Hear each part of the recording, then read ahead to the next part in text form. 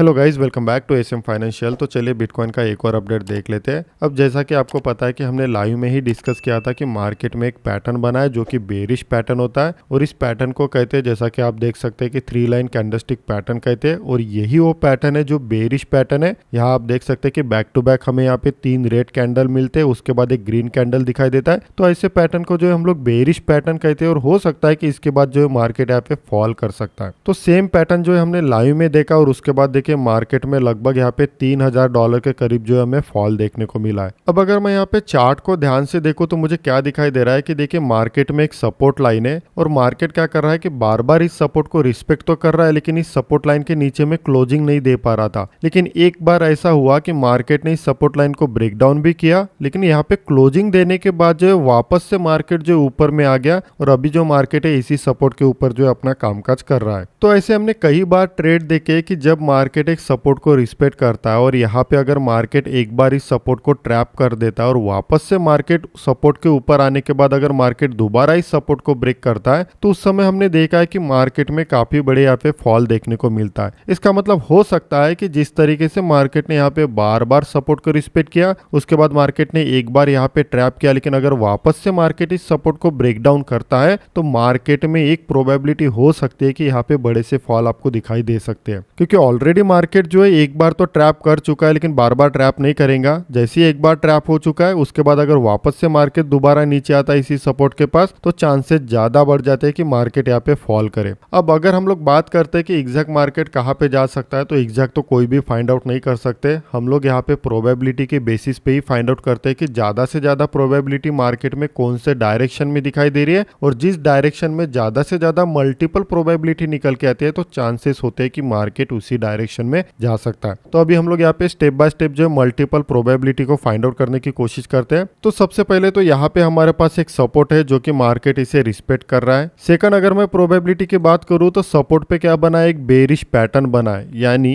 कि इसे break down करने से पहले क्या हुआ है कि यहाँ पे सपोर्ट पे एक बेरिश पैटर्न बना है और अगर मार्केट इस बेरिश पैटर्न को ही रिस्पेक्ट करता है और साथ ही अगर मार्केट इस सपोर्ट को क्लोज करके नीचे में क्लोजिंग करता है तो इसका मतलब एक और प्रोबेबिलिटी हो जाएंगी कि मार्केट यहाँ पे नीचे ही गिर सकता है। यानी अगर सपोर्ट ब्रेक हुआ तब भी मार्केट में प्रोबेबिलिटी बढ़ रही है कि मार्केट नीचे जाएगा। साथ ही यहाँ पे अगर मैं मल्टीपल प्रोबेबिलिटी की बात करता हूँ तो सेम यहाँ पे देखिए मुझे ऑलरेडी एक बेरिश पैटर्न दिखाई दे रहा है और हो सकता है कि मार्केट अगर इस बेरिश पैटर्न को फॉलो करता है तो मार्केट जो है यहाँ पे नीचे गिर सकता है। यानी एक प्रकार का क्या है कि मार्केट यहाँ पे ऊपर जा रहा है लेकिन यहाँ पे फिर से एक रेजिस्टेंस के पास जो है ट्रेंड को चेंज किया गया और उसके बाद हो सकता है कि सपोर्ट ब्रेक करने के बाद मार्केट में फिर से एक फॉल दिखाई दे सकता है। सेकंड, अगर मैं बात करता हूँ एमए के हिसाब से तो देखिए यहाँ पे बार बार मार्केट ने क्या किया, मूविंग एवरेज को एज ए रेजिस्टेंस रिस्पेक्ट किया और यहाँ पे देखिए एक बार भी मार्केट ने 200 एमए को टेस्ट नहीं किया है। और जैसा कि आपको पता है, मैंने कई बार आपको एग्जांपल दिया है कि मार्केट जब क्रॉस ओवर करता है तो पहले तो मार्केट बार बार 50 एमए को रिस्पेक्ट करता है, लेकिन एक बार तो भी मार्केट क्या करता है 200 एमए को भी टेस्ट करता है। तो हो सकता है कि आने वाले दिनों में जो है मार्केट में यहाँ पे आपको 200 एमए भी टेस्ट होते हुए दिखाई दे सकता है। अब अगर मैं यहाँ पे पास्ट परफॉर्मेंस की बात करता हूँ कि मार्केट एक्चुअली किस पैटर्न को फॉलो कर रहा है, यानी पास्ट में मार्केट ने किस तरीके से पैटर्न को फॉलो किया है और क्या मार्केट अभी भी उस तरीके से ही वर्क कर रहा है, तो अगर मैं ये चेक करता हूँ तो पास्ट परफॉर्मेंस में हम लोग देख लेते हैं कि एक्चुअली मार्केट किस तरीके से वर्क कर रहा है। तो अगर मैं यहाँ पे पास्ट परफॉर्मेंस में चेक करता हूँ तो मुझे क्या दिखाई दे रहा है, तो यहाँ पे देखिए क्या हो रहा है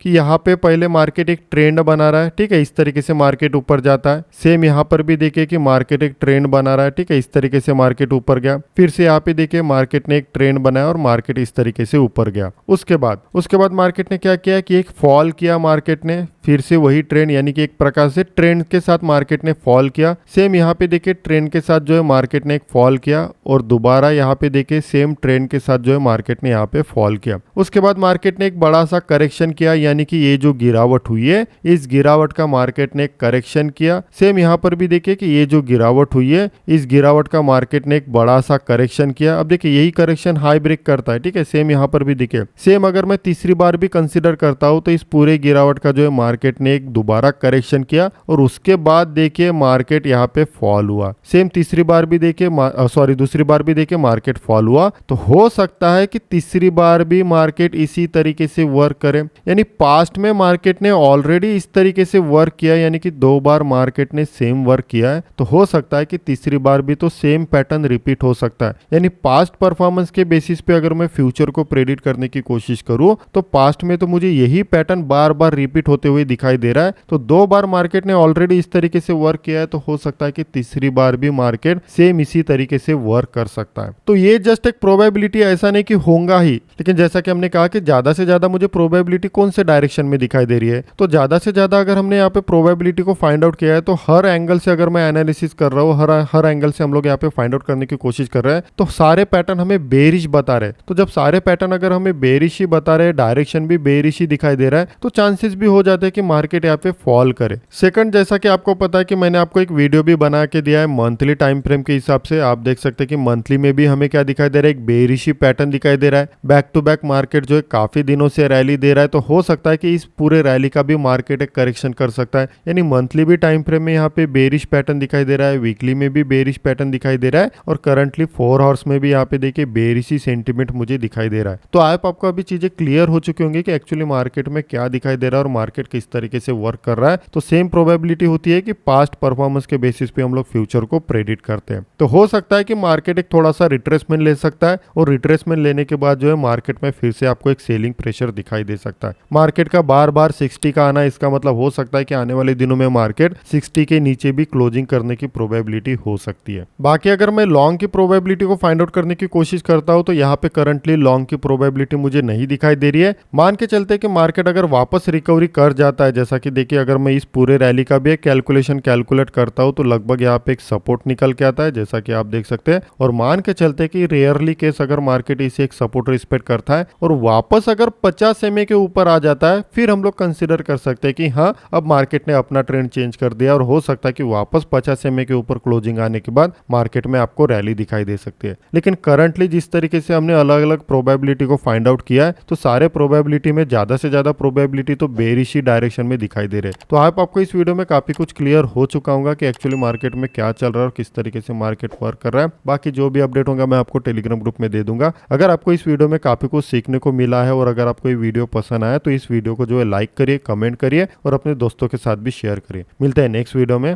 थैंक यू।